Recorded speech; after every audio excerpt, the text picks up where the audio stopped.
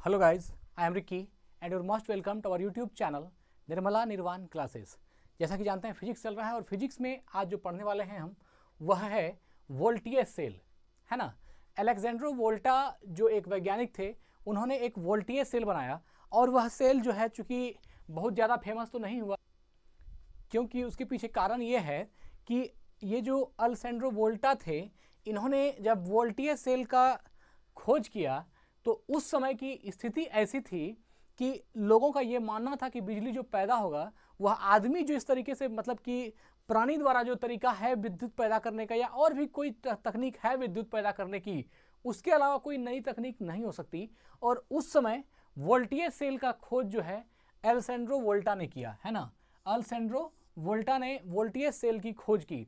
अगर आप अलेक्जेंड्रो वोल्टा की सफलता को जानना चाहते हैं तो इस बात को समझिए कि उस समय तक यह कोई नहीं जानता था कि रासायनिक प्रतिक्रिया द्वारा भी विद्युत उत्पन्न की जा सकती है।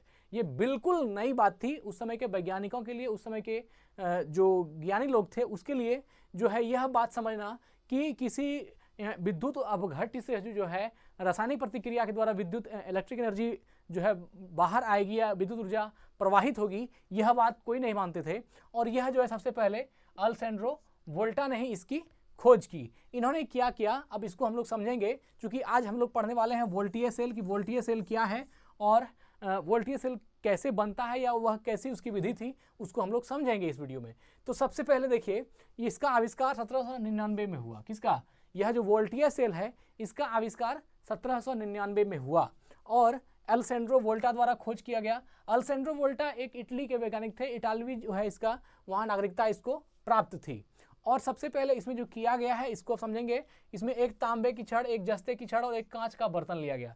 यह जो आप देख रहे हैं यह एक कांच का बर्तन है और इसमें जो ये ब्लू लाइन दिख रही है ये आपको H2SO4 है, सल्फ्यूरिक H2SO4 इलेक्ट्रोलाइट विद्युत अपघट्य के रूप में लिया गया है। और यह जो है ये वाली एक तांबे की छड़ है ना, और ये वाली जो है जस्ते की छड़ है ना। जो तांबे की छड़ है इसको हम लोग एनोड बोलते हैं, है ना, और जो जस्ते की छड़ है इसको कैथोड बोलते हैं। तो यह कैथोड है और यह एनोड है और यहाँ से जो है ये बल्ब कनेक्टेड की गई है और यह बल्ब जो है जलता हुआ इस फिगर में दिखाया गया है।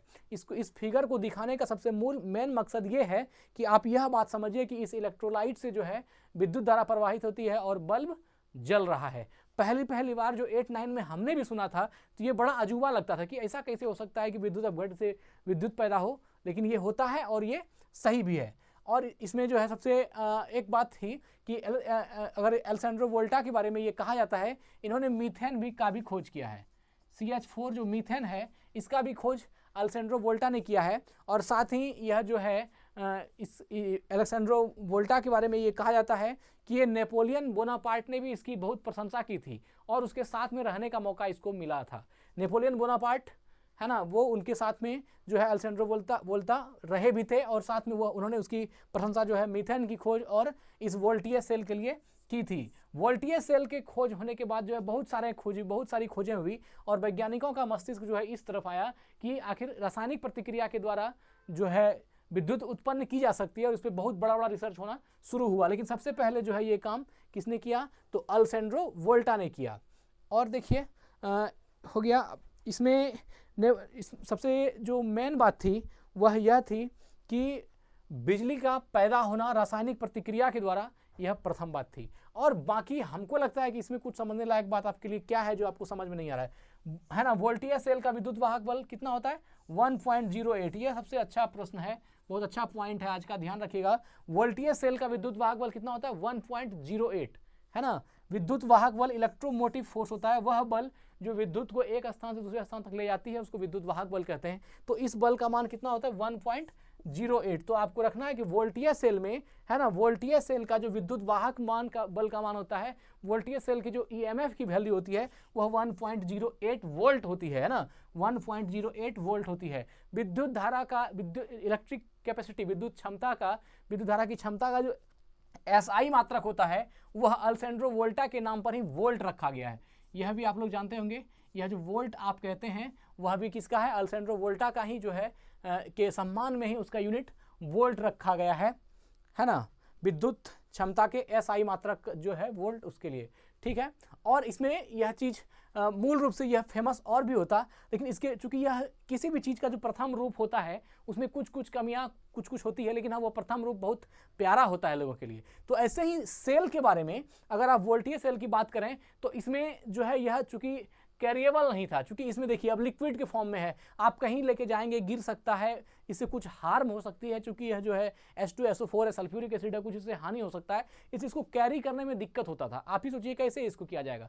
लेकिन इसके बाद जो और सेल बनते गया, ये जो शुष्क सेल आ गया जिसको कि हम लोग बैटरी रेडियो वगैरह हम यूज करते हैं, वह सब कितना ईजी वे में है, आप कहीं भी उसको रख सकते हैं, कहीं भी यूज कर सकते हैं। इसलिए धीरे धीरे जो है ये वोल्टीय सेल एंड हो गया, लेकिन बाकी सेल भी काम तो इस सिद्धांत पर कर रहा है। जिस तरह की इसमें इलेक्ट्रोलाइट डाल करके किया जाता है, वैसे ही इलेक्ट्रोलाइट पेस्ट फॉर्म में होता है और उस तरह से करके जो है उसका रासायनिक प्रतिक्रिया होकर विद्युत ऊर्जा बदलती है। तो यह मेन लेकिन यही है, और इसलिए धीरे धीरे जो है ना वोल्टीय सेल का आप समझ सकते हैं कि प्रचलन बंद हो गया, क्योंकि यह कैरिएबल नहीं है, थोड़ा सा दिक्कत होता है, कहीं भी आप रख सकते हैं, गिर सकता है या इसे इस फॉर्म में। तो ठीक है, आज की वीडियो को यह एंड करते हैं। इसमें सबसे मेन बात थी कि इसके जो इलेक्ट्रोलाइट है H2SO4 और ये तांबे की छड़ और जस्ते की छड़, याद रखेंगे कि तांबे की छड़ एनोड का काम करता है, जस्ते की छड़ कैथोड का काम करता है ना। और तांबा को एनोड बोलते हैं, इसको कैथोड बोलते हैं, ये बात तो आप जान ही रहे हैं। H2SO4 इसमें लिक्विड के फॉर्म में होता है। चलिए ठीक है, आज यहीं इस वीडियो को एंड करते हैं। धन्यवाद, स्वस्थ रहे, अपना ख्याल रखें, जय हिंद।